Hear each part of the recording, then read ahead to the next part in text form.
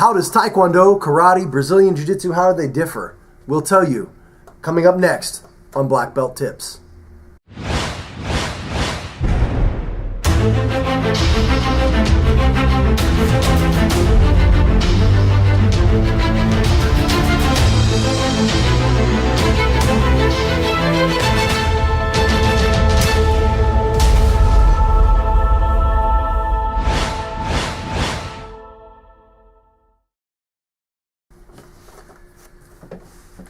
Welcome back, guys. I am Bill Jones, black belt under Master Pedro Sauer in Brazilian Jiu-Jitsu. I also have black belts in multiple other martial arts. With me, as always, my friend, my co-host, manager of top-level martial arts in beautiful downtown Cuyahoga Falls, and it is a gorgeous rainy day today. Yeah, I was gonna say, it's not so beautiful. Ed, I didn't introduce you. You can't talk till I introduce you. Sorry. Ed Whitney. Ladies and gentlemen. Not so beautiful outside. Can I say it now? Now you can say it. Okay, yeah, thanks, cool. thanks. So we wanted to talk a little bit. People call us all the time asking, hey, what's the difference? What is it that you do that, is different than karate or taekwondo? The truth is most people, did I say fruth? You did. The truth, we'll use a real word. Okay. A grown-up word. They're the same. The truth is that, people don't really know the difference and don't even understand that there is a difference most of the time. So this may sound like you, maybe it's not, maybe you're more, man. Words are not working well for me today.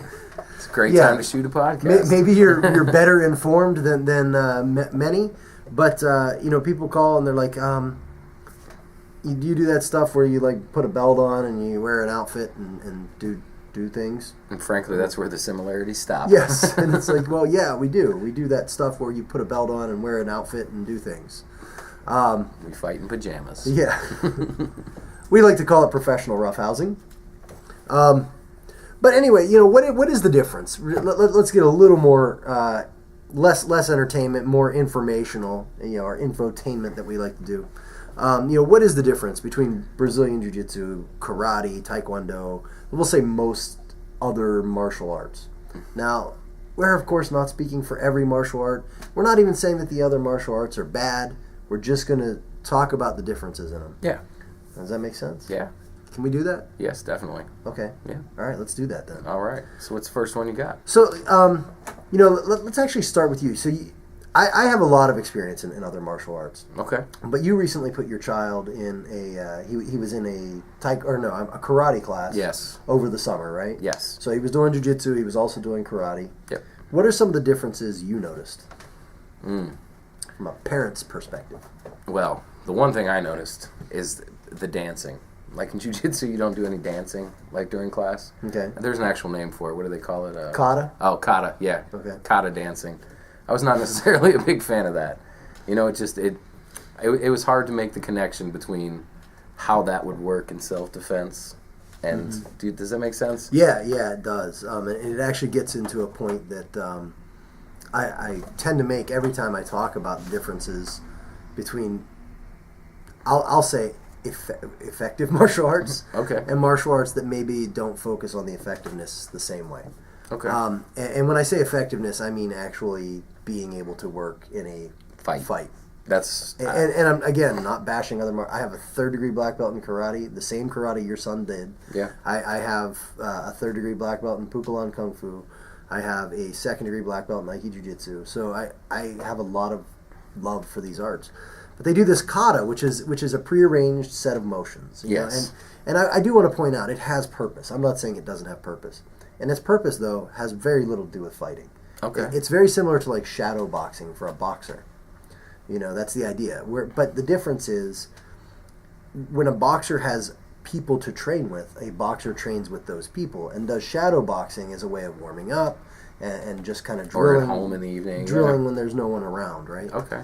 Whereas in karate, if you have a 45-minute class or whatever, we would spend like 15, 20 minutes of it doing this kata. Yeah, that was my... Yeah. Yeah, it was about half of the class. Yeah, and like at first you think, oh, okay, that's just what you do. But then you realize that this is a drill designed for training when you're alone. You know what I mean? Like, why am I training it during the 45 minutes I have with other people?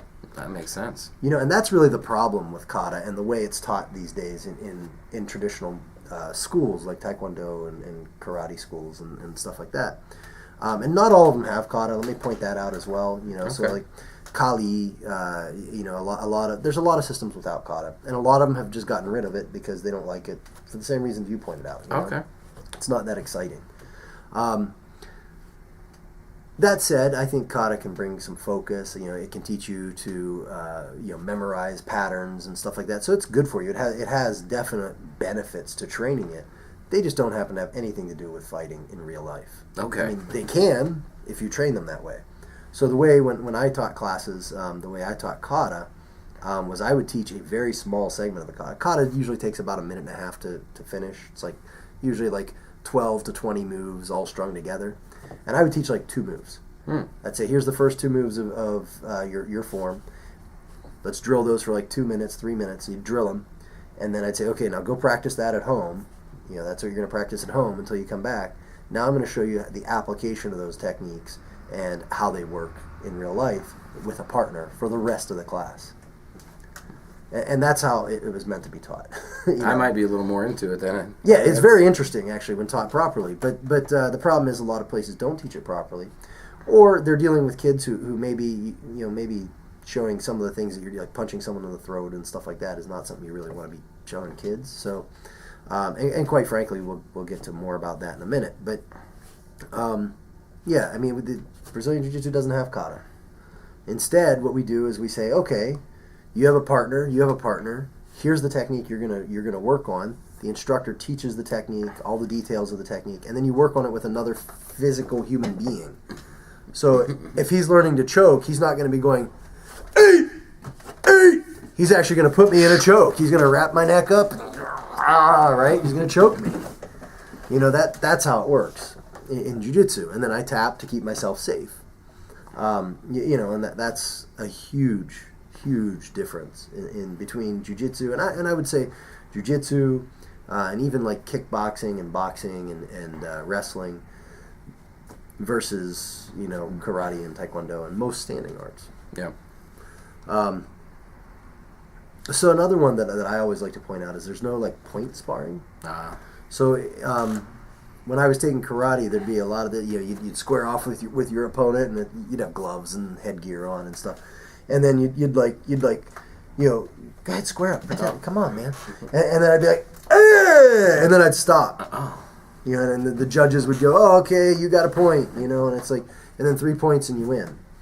And that's all great, except for you develop that habit when you want to defend yourself. And you're running in. You punch once, you punch once, scream real loud, barely Celebrate. hit because you're not allowed to make hard contact, and then the guy keeps fighting and you don't. Yeah. So he's on top. So it's just not a really good. Fisting you in the face. Yeah, no good. So, and I apologize. It feels like we're coming off as like bashing other martial arts, and that's really not my intent. Really, just to talk about the differences. So in jiu-jitsu, when you spar. Let me point out there's several different types of sparring, and there are in karate too. Sometimes places have what they call continuous sparring, where you do keep striking, still with a lot of control and stuff. And that's necessary, though. Yeah, that would look similar to like boxing or whatever. But in jiu-jitsu, our sparring, or the Japanese term for what we do would be randori, or in American terms, what we say is we roll. You kind of high five, you fist bump, and then you go.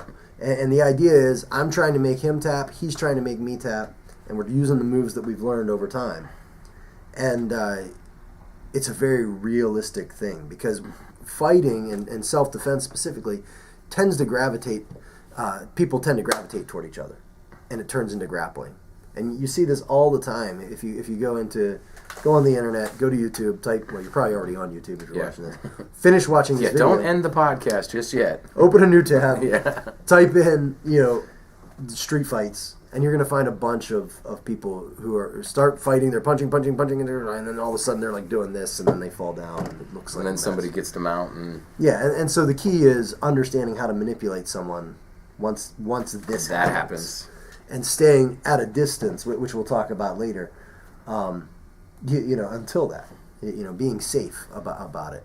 And if you can, of course, we always tell people, how about just don't fight? Oh yeah, that's the best. It's a very dangerous thing to do. Your body is very fragile. Yeah, no matter how trained you are. Yeah, you get caught on the tip of the chin, it could be a bad day. Yeah, it's not a good idea. But when we train it, my point is, it's very alive. It's very realistic. As much as it can be in a safe environment. And then even like in our MMA classes, when we do mixed martial arts, where you're allowed to punch and kick during those kinds of things, it's very controlled. But it's still until someone submits or says they're done. It's just it's a more realistic way to train. Yeah. Self-defense training. So, what is jiu-jitsu? What is self-defense in jiu-jitsu? Self-preservation, I guess. I mean, just all of it, right? Yeah. Everything we train. Oh, okay. I didn't understand the question. Yeah. Yeah, the focus of jiu-jitsu is self-defense. That's what we do. So like if I said, okay, Ed, we just rolled, what would you do in a real situation? The answer is the same exact thing. I'm going to put you in a triangle choke and choke you unconscious. In training, I can tap. If it was a real situation, you just keep holding on and they fall asleep. And then you can get up and walk away. Yeah, run away. In most martial arts, what happens is this. You have... they're broken down, and I'm going to use the Japanese terms here, kata, kihon, and kumite. Others might call them, forms, one-step sparring, and full sparring, or forms, drills, and sparring. Okay. So we've talked about the forms, the kata. This part is the self-defense. So what happens is they say, okay, we trained kata, kihon, and kumite, but now we're going to do a self-defense move. So you spend a lot of time doing this kata, we've already talked about, right? These imaginary bad guys, you're pretending to fight. Yeah. Okay? That's great. And then you do a lot of drills, which are usually partner drills. And some of them are fun, some of them make sense. You punch at me, I block, and then I punch back. Punch. That makes perfect sense. And you do your kumite, which is usually in most of these places one-step sparring. Not all places. Is that like the point sparring? Yeah, it's like the point sparring and stuff like that. And I'm going to say most places, especially with kids. Now, if they do like Kyokushinkai karate or Seoshin karate or some of these things, then they're more full contact. But for the most part, it's a very controlled environment for those things, and that's it probably is what a good is. thing. It's what it is. But then they get to, so those are their 3 modes of training, and then they say, well, now we're going to practice self-defense. And it doesn't look anything like the rest of it. Really? Yeah, I mean, you spend all this time, block to punch, block to punch, and movement drills and all this striking. And then for some reason, now they teach when you grab me, everything changes, and now I'm going to do a wrist lock and a joint manipulation, take you to the ground and choke you. Going to do our best impersonation of jiu-jitsu. Yeah, that's like, just train what you think works from the beginning and forget the rest of the stuff. That's the problem is... Now what you've done is you've taken one mode of training, and you've said it's kind of like a football player comes to you and says, "Hey, I want to get better at football," and you say, "Okay, shoot 100 free throws on the basketball court." And it's like, what? We're gonna do free throws, we're gonna do dribbling skills, and we're gonna do home run derby. Yeah, a home run derby, and then we'll kick some field goals. Like one kind of has to do with football, and the rest of it has nothing to do with it. That makes It's the way it feels when you train it and when you really dissect it. And a lot of people who train traditional martial arts are going to argue with me on this and disagree. And great, put your comments below. I want to feel the hate.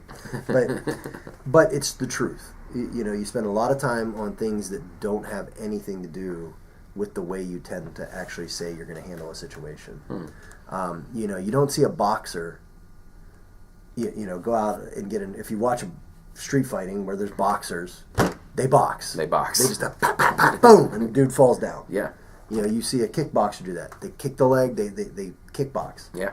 You see a jiu-jitsu person defend. It looks exactly like it does in the academy. But then karate guys, it doesn't look the same at all. Like in no way usually. Mainly because it's so hard to keep that form that they're so rigid with. And I say karate guys, and again, it could be Tae Kwon Do, it could be whatever. But you tend to see them fall out of that training because it fails them the minute this happens. Yeah. And they don't know what to do. So I mean, that's a very big difference. And these are all differences that have to do with like actual training and the way you approach your training. So now there's another huge difference. And do you know what that one is? Based on the ability to train long term? Yeah.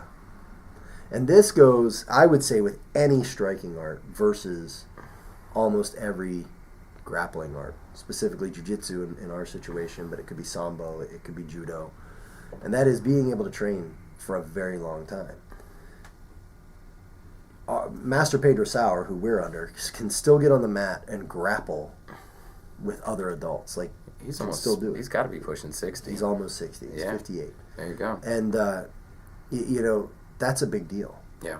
By that time, you don't see many 58-year-old boxers still getting in the ring and boxing. No. You don't see many 58-year-old kickboxers still getting in the ring and kickboxing.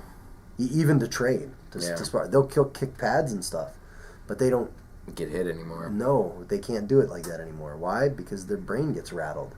Concussions you just can't are take not fun. Same thing with any standing art. You don't see high-level karateka. You don't see Chuck Norris actually getting in the ring and sparring with people anymore.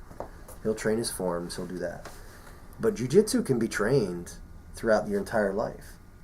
Elio Gracie was in his early 90s, still training, still doing stuff on the mat, still letting people get on top of him, and still able to defend it. And that's a huge, huge thing. It's a big difference. Yeah, that's the only drawback of some of the other martial arts that I consider real fighting. Yeah. Is that once you hit that midlife crisis and you start going downhill, all of a sudden they lose their effectiveness. And, yeah, like you said, kickboxing, boxing. Yeah, you can't hit as hard. Even wrestling. Even like traditional wrestling. Once you lose that explosion, it kind of goes away. Yeah, traditional wrestling depends a lot on strength, and don't get me wrong, there's some technique to it too. Oh yeah, I love there's wrestling. a lot of technique to it. Don't think I'm talking bad about it. But I'm just saying, any good wrestler will tell you that there's times when they just roll someone up, using muscle. Yeah. I mean, it's just the way it's done. Yeah. But in jiu-jitsu, that's actually frowned upon, and so everything you do is training with leverage, and that can be done forever. Yeah. Until you fall apart, until you die. Yeah. So that's a huge difference too.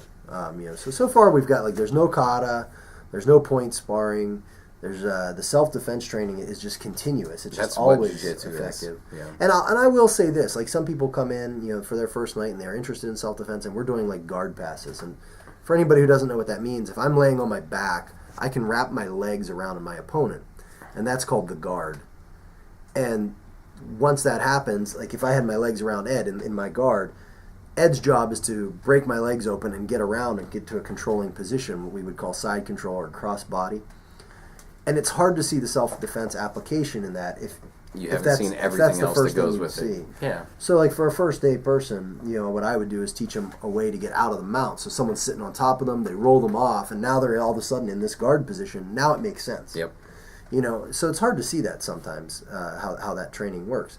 But it's always able to be used in self-defense. Yeah. And then the other thing is time and training. It takes a very long time. Average is about 10 years to 12 years to get a black belt in Brazilian Jiu-Jitsu. And, you can do it for the rest of your life.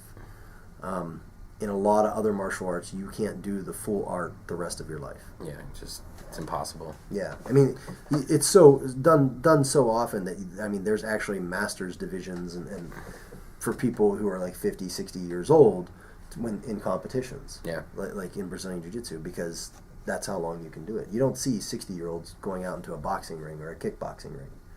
And that's something that's important. I'm sure there's one or two. Yeah, there's always the occasional. Yeah, but no. I agree. Every jiu-jitsu academy I've been in usually has a few people who are advanced in years. Above 50, yeah. Yeah. I know we have a few. Mm-hmm. Yeah. We have more than a few. Yeah, that's true. All right, so the other thing, and this goes back to the self-defense thing, I think, is the understanding of distance management in self-defense. A lot of martial arts, this is where they fight from, right here, back up just a little bit. Yeah, there we go. Your hands are up. Yep. Yeah, so I could hit him and he could hit me, and This is a bad place to be. It's dangerous. Yeah, it's a very dangerous situation because any Joe Blow could throw a lucky punch and knock you out. It's very hard to purposefully knock someone out. But it's easy to get knocked out. But it's easy I know to get that knocked sounds out. like contradictory, but it just depends on the situation. But once someone's looking for it, it's not as easy. But so my distance management means that I should be far enough away from someone that they can't hit me. Period. They can't reach me without me seeing them come to me, and then I can defend. Yeah. Or I should be so very close that he can't do anything about it. He can't hit me effectively. And this is what jiu-jitsu does better than any other martial art on earth. Yeah.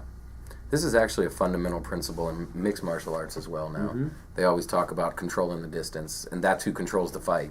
And if you watch it from that mindset, you always see who's controlling where the fight exchanges take place is who's controlling the fight. Yeah, and they judge on that too, right? Yeah. Control fight control, isn't that one of the...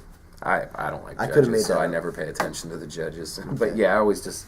It usually seems like the guy dominating the fight is the guy who's manipulating the distance for his benefit. Okay. Yeah. And that's something we focus on a lot. Yeah. Yeah. And then, so this next one is just, it's a great way to test yourself. Yeah. There's nothing, and tell me if you're wrong, you were talking about last night you were training and you had a real good training night. Yeah.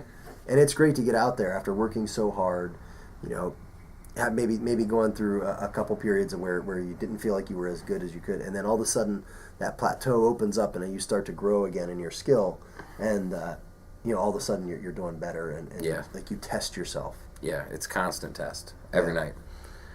Yeah, it's good to feel your hard work pay off, and definitely in jiu-jitsu you get to put it into action enough to actually feel the benefits of all the hard hours on the mat sometimes. Yeah. Yeah, so, and I would argue, again, having lots of experience in not only, martial arts, but other sports. I was in the military. I've tested myself on many levels and in many different ways. And I can tell you that very few of them compare to the way jiu-jitsu does it.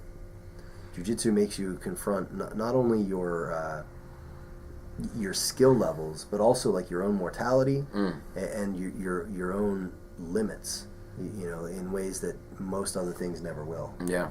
Because you've got to decide, all right, it's going to be tough tonight. It's going to be a tough night training. I'm a little bit sore from last night's training.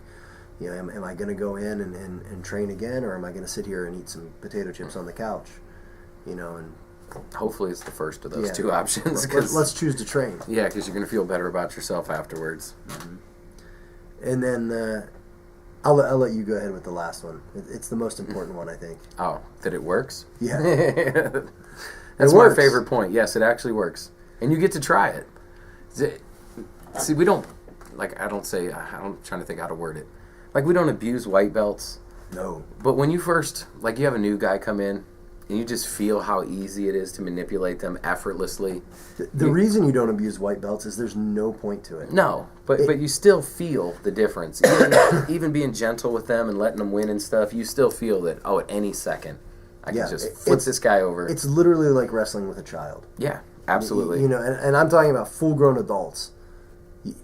250, 300-pound adults walk through the academy, and 150-pound people have no problem handling effortlessly them because they just don't know what to do. Yeah. So that's why it's not even fun to beat up on a white belt. No. I don't like beating up on white belts. I want to make them better. I want to teach them, give them more skill, get them the blue belt, get them the purple belt, and then I'll try to beat up on them. Then it's a challenge. Yeah, to then beat it's them, a battle. Yeah. So that's actually my goal, which I think is another way I could say that jiu-jitsu differs from a lot of martial arts, in that in karate, and who knows, maybe it was just the culture of the place I was at, but it was expected that if you were a black belt or a higher rank, you had to defeat the lower rank. Like, that was your goal. That's what you had to do, or you didn't. You shouldn't be that rank.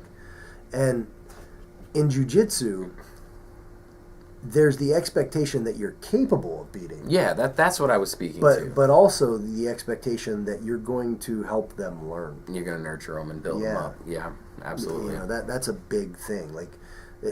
Now, is that jiu-jitsu wide, or is that something more that we just have in our academy? Because I've only visited a couple other places. Do you know what I mean? Like, I've never... you know, I would say most of the Pedro Sauer Association is like that. Yeah, and us being part of it, and Pedro Sauer Gracie Jiu-Jitsu is definitely that way. Now, I'm not going to speak for every academy in the world. I mean, I know it's the culture that I want in mine. Okay. And you know, hopefully most jiu-jitsu academies do that. I don't know. I can't. Okay. And I'm certainly, if I do know of any that aren't, I'm not going to sit here bad-mouthing them. So okay, that's just not my nature. Okay, fair enough. But, you know, that is the goal. That's the goal, okay. is to take care of the people who are coming up behind you. Yeah.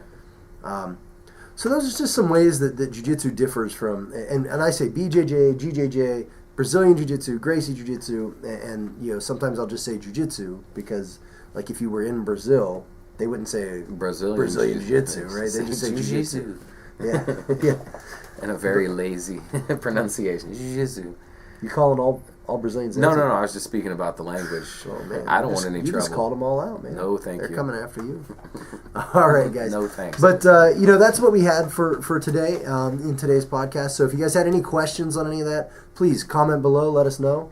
And thanks for watching. We really appreciate it. Much. We're out. See?